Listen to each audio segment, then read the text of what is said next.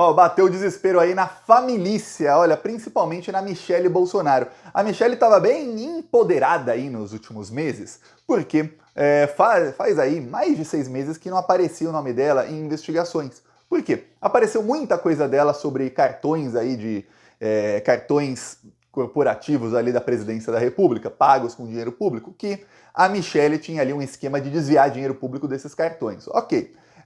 Depois, não vazou mais nada. Só quando teve a delação do Tenente Coronel Cid, é que vazou ali que ele disse que a Michelle, além disso aí dos cartões, ela também era uma das maiores incentivadoras a golpe de Estado. Ela, o Eduardo Bolsonaro, e depois vazou também na imprensa, vazaram alguns outros nomes, né? Pazuello, Osmar Terra, que também é muito ligado a Michelle, etc. Ok. Eis que agora, nessa semana, o Cid fez o complemento da sua delação. E o advogado dele já soltou a bomba. O advogado do Tenente Coronel Cid disse o seguinte, olha, ele deu todos os detalhes sobre esquemas de cartões corporativos. Aí ele falou outras coisas sobre golpe de Estado, falou que perguntaram muito sobre as joias também, tudo mais. E sobre cartão de vacinação ali, falso da filha do Bolsonaro e do Bolsonaro também, etc. Mas ele citou ali cartões corporativos. A gente sabe que esse esquema era da Michelle Bolsonaro e também do Jair. Era um esquema que tinha os dois ali nesse esquema. A gente sabe aí com provas a parte da Michelle, que também envolve outro assessor do Bolsonaro, que é o Marcelo Câmara, que foi preso no dia 8 de fevereiro e cujo advogado falou ao vivo na CNN que se a Polícia Federal oferecer, eles farão uma delação premiada. Ou seja, o que operava aí o esquema, os dois que operavam o esquema do cartão corporativo, a parte da Michelle, pelo menos, a do Bolsonaro a gente não sabe ainda muitos detalhes, um delatou e o outro já falou, ó, se pedir, eu tô aqui. Então, veja que a situação da Michelle está piorando drasticamente. Então a Michelle estava aí em pânico nessa semana e resolveu fazer o que ela faz de melhor quando está em pânico, que é o quê? Partir pro ataque. Ela partiu pro ataque baixo. Como gosta de fazer ataques rasteiros. Então a Michelle passou ontem o dia inteiro atacando a Janja. A Janja foi o principal alvo da Michelle Bolsonaro. A Janja deu uma declaração na ONU, porque diferente do Nicolas Ferreira e de alguns bolsonaristas que discursaram na ONU faz algum tempo e não tinha nada a ver com a ONU, era uma sala alugada, a Janja, sim, ela foi discursar na ONU. E na ONU ela falou que o Brasil não viveu uma democracia normal, ou tempos normais de democracia, nos últimos 6 anos. Por quê? Porque nós tivemos um golpe de Estado em 2016, depois foram aí 2 anos de Temer e 6 de Bolsonaro. Então não é uma democracia normal, não. Lembremos, o Bolsonaro ganhou, sendo que o principal adversário dele, e que era líder nas pesquisas, foi retirado da eleição por um juiz que veio a ser ministro do Bolsonaro depois, que é o Sérgio Moro, e num crime, lembremos, foi comprovado que o Sérgio Moro ele perseguiu o Lula, ou seja, tiraram ali o líder nas pesquisas para o Bolsonaro poder se eleger. Você não pode chamar um país em que o líder nas pesquisas sai numa calúnia jurídica ali, num processo, num golpe jurídico, você não pode chamar de democracia plena. Não tem como. Democracia plena, estão todos os candidatos ali, você vota no melhor e o melhor ganha. O Brasil não era uma democracia plena, porque o Lula não apenas foi retirado, tinham pesquisas que mostravam que se o Haddad conseguisse se ligar ao Lula, ele ganharia a eleição. Então o TSE, era o Fachin na época, lavajatista, amigo do Dallagnol e do Moro, o Fachin proibiu o Lula até de aparecer no santinho do Haddad. O Haddad não podia nem falar o nome do Lula em propaganda de rádio, de TV, usar foto, nada do Lula. Ou seja, para não associar, para não ter chance do Bolsonaro não ganhar. Depois o Fachin comeu o pão que o demônio amassou. E o demônio foi quem o Fachin ajudou a eleger, né? Que coisa, né? Pois bem, o que acontece é o seguinte, diante de tudo isso, o Bolsonaro, a Janja teve essa fala aí. Então a Michelle passou a atacar a Janja por conta dessa fala. Né? Aí depois ela apagou. Você vai ver aqui a rede dela, até fez as pazes com o Bolsonaro, postou ela com o Bolsonaro, quase que eu interajo aqui com essa desgraça aqui. Postou coisinha aqui, apagou completamente os stories que fez sobre a Janja. Completamente. Porém, ela colocou o gado dela para atacar a Janja nas redes sociais. Vamos lembrar que faz alguns meses a Michelle Bolsonaro soltou aí os cachorros para cima da Karina Santos, né, influenciadora, e para cima também de outras petistas. E aí, esses seguidores aí, nazifascistas da Michelle, passaram a atacar, fazer ameaças de morte a elas, as petistas, tudo mais. Então, quando a Michelle ataca a Janja, mesmo depois de 3, 4 horas, ela apagando ali os stories, o que acontece é que o pessoal sai pro ataque da Janja. Então eles entendem o chamado apito de cachorro. Apito de cachorro é quando eles dão uma instrução e não precisa falar a instrução. Eles escutam, eles entendem. E os bolsonaristas do Gabinete do Ódio passaram a atacar a Janja. A Revista Oeste, que é aí um dos principais expoentes do Gabinete do Ódio, fez uma matéria aqui dizendo: Janja usa sapato de R$ 8.500 para discursar na ONU. Então, olha como o bolsonarismo faz na comunicação para se antever à esquerda. A Janja teve uma fala na ONU, a Janja publicou nas suas redes sociais, a fala repercutiu um pouco na esquerda. A chance de você não ter visto a fala dela é muito grande, mesmo os plantonistas sendo bem politizados. É grande a chance de que não tenha chegado até você a fala da Janja.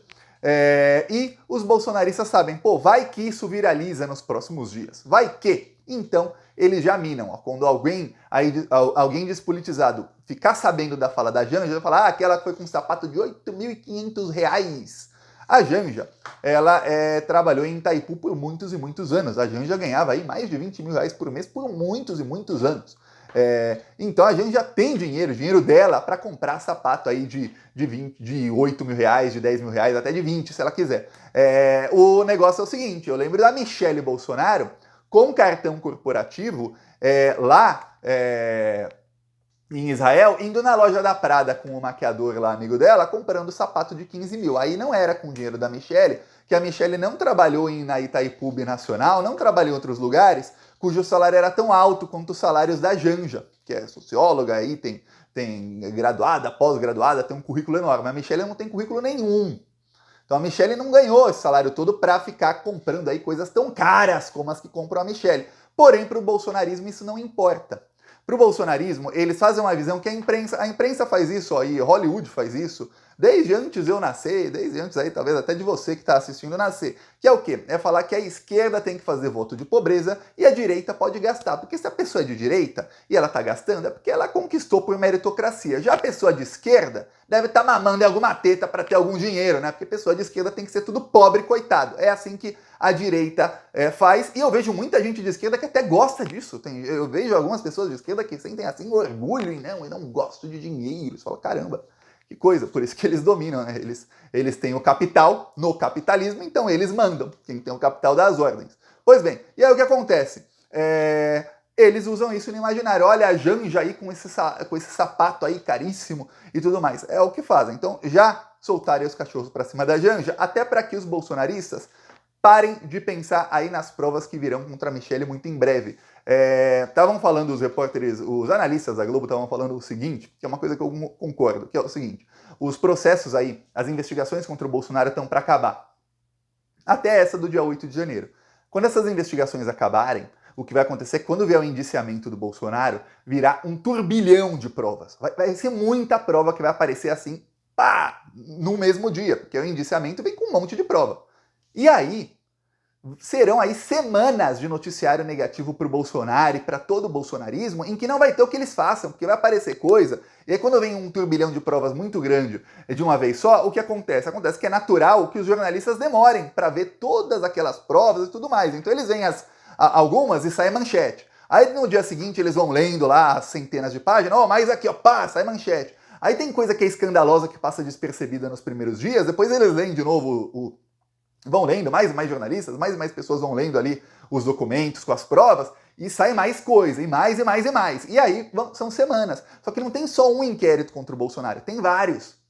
E no caso, a Michelle, no caso das joias, ela foi exposta. No caso aí do cartão corporativo, ela também foi exposta. E tem tudo para que ela seja muito mais exposta aí quando esses inquéritos vierem à tona.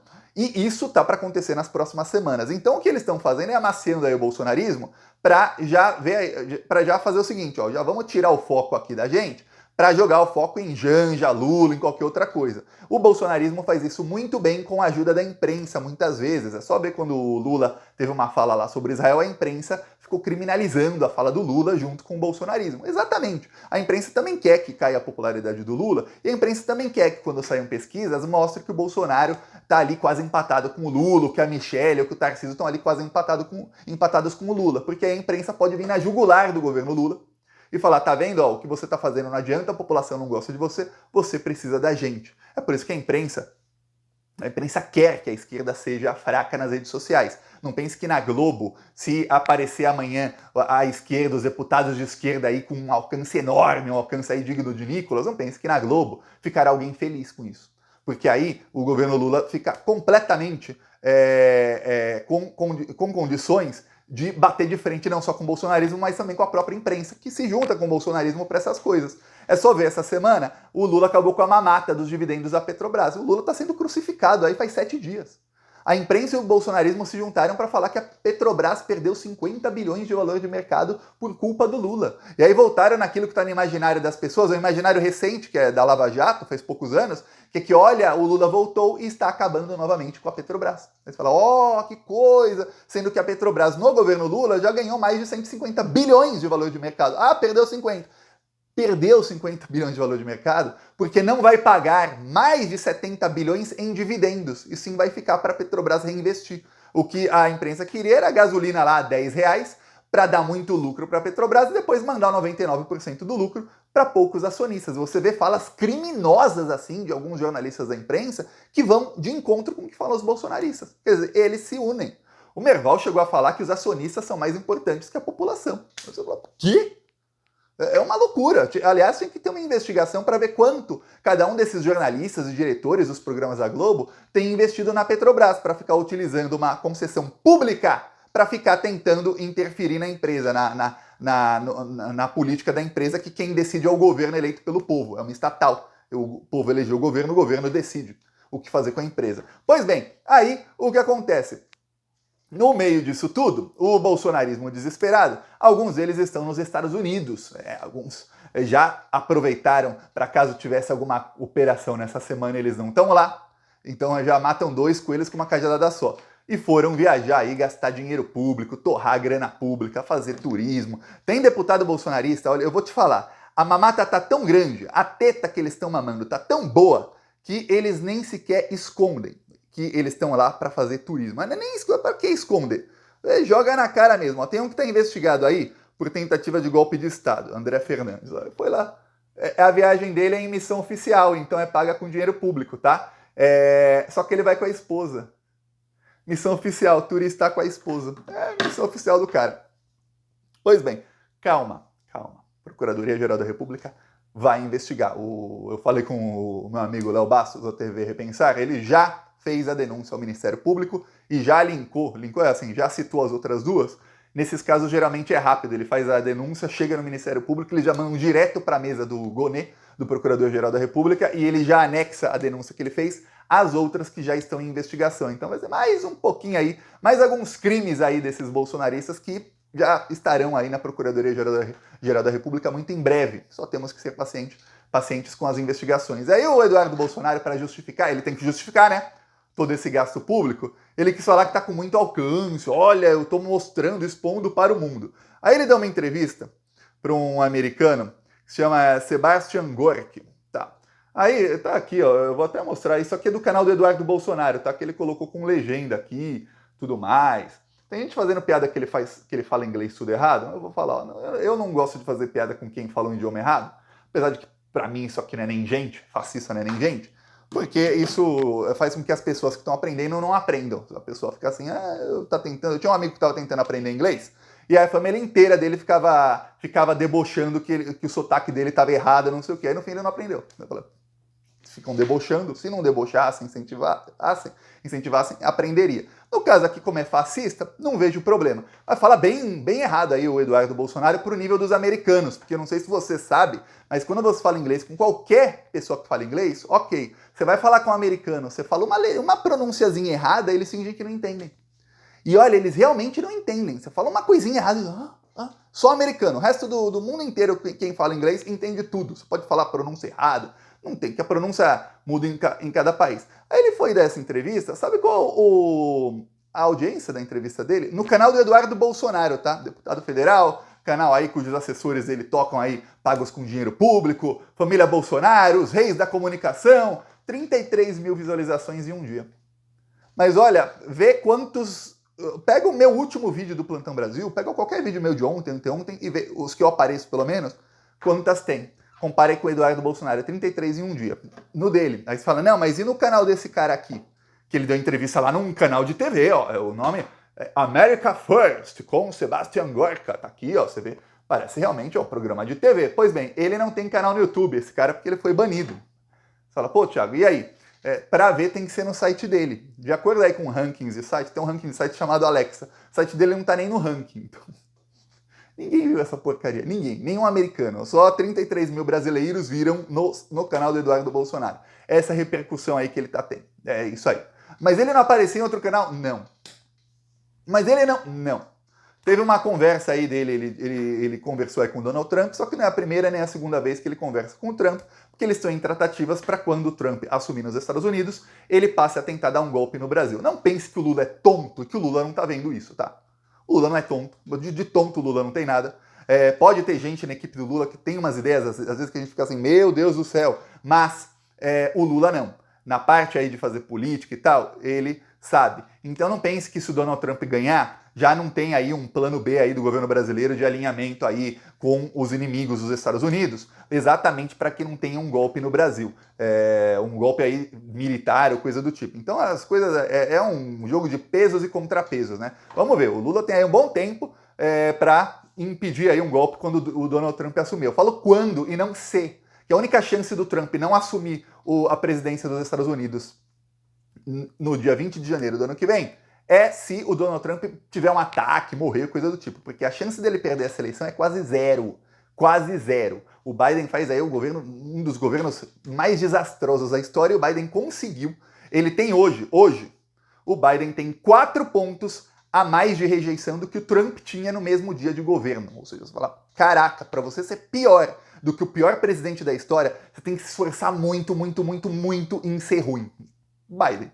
Pois bem, eu peço aí a sua inscrição no canal, seguiremos aqui na luta contra esses malditos aí, vamos vendo, ó, vamos passando vergonha lá, virando chacota, vão se desesperando, já já estarão todos presos. Falou!